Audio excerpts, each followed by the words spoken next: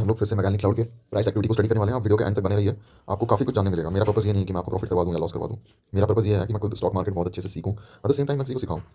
Because आपको भी ये ट्राई करना चाहिए। अगर आपके घर में कोई आपका पीयर या फिर दोस्त है, तो उसको आप जितना भी सीख रहे हैं स्टॉक मार्केट से रिलेटेड, आप उसको सिखा सकते हैं।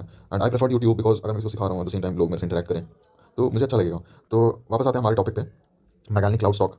ये आज भी ग्रोथ दिखाया है। जैसे कि मैंने कई पिछले वीडियो से बता रखा है कि इसका प्राइस ऊपर जाएगा, मोमेंटम बुलिश है। बट लोग they are not psychologically understanding the stock. Retail जो इन्वॉल्व है स्टॉक में, काफ़ी मेच्योर रिटेल है। तो आज का प्राइस एक्टिविटी और कल का प्राइस एक्टिविटी कंबाइंड स्टडी करेंगे, बिकॉज कल मैं वीडियो बना नहीं पाया था, टाइम का शॉर्टेज था। तो कल का ग्राफ स्टार्ट होता है यहाँ से, ठीक है। तो the price started somewhere around 62 and वो बढ़ते बढ़ते कल 65 के आसपास क्लोज हुआ स्टॉक का प्राइस। वो एक कंट्रोल्ड लिफ्ट था। ये इसलिए था बिकॉज कंपनी और रिटेलर्स एक अमाउंट एंटिसिपेट कर रहे थे, एक फंड रेज अमाउंट एंटिसिपेट कर रहे थे, जो कि कल आ चुका है। एंड वो अमाउंट 500 करोड़ का है। बट उसके इंस्ट्रूमेंटल डिटेल्स अभी तक आए नहीं है, तो उसका भी एंटिसिपेशन चल रहा है अभी। तो जब तक इंस्ट्रूमेंटल डिटेल्स नहीं आते हैं, तो ऑपरेटर्स के पास जस्टिफिकेशन है प्राइस को ऊपर लेने का।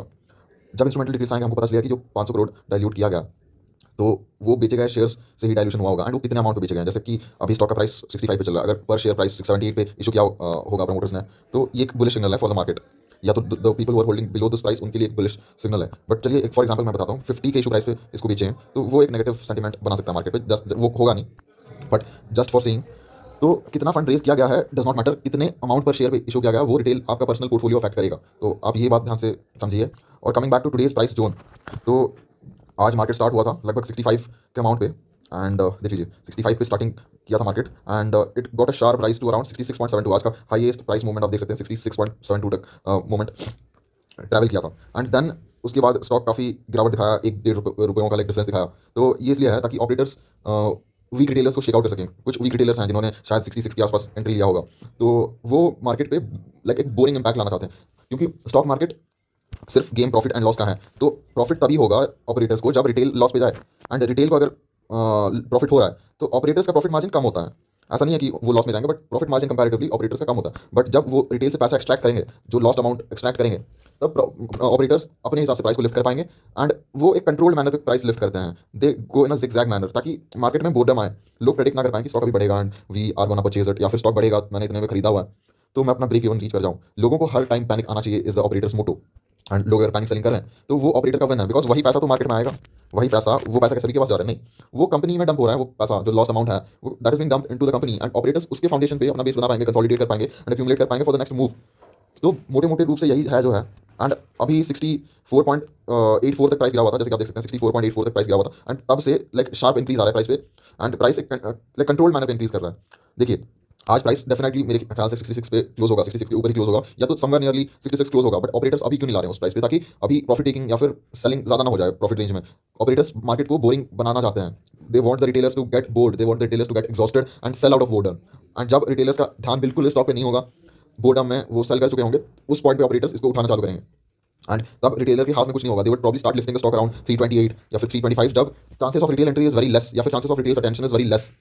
तो आपके पेशेंस से खिलवाड़ कर रहे हैं। स्टॉक मार्केट पे रिवॉर्ड पेशेंस का रहता है।